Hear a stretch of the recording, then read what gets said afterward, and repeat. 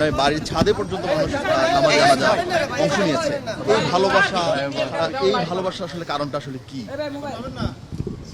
এই ভালোবাসার কারণ হচ্ছে যে বাংলাদেশের রাজনীতিতে একটা বিরল ব্যক্তিত্ব, যিনি তার নীতির প্রশ্নে কখনো আপোষ করেননি এবং দেশের স্বাধীনতার সার্বভৌমত্বের প্রশ্নে কখনো আপোষ করেননি, এবং যিনি তার সমস্ত জীবনই গণতন্ত্রের প্রতিষ্ঠার জন্য সংগ্রাম লড়াই করেছেন, কারাভোগ করেছেন এবং শেষ দিন পর্যন্ত তিনি অসুস্থ ছিলেন কিন্তু কখনো আপনার এই দেশ ছেড়ে চলে যাননি।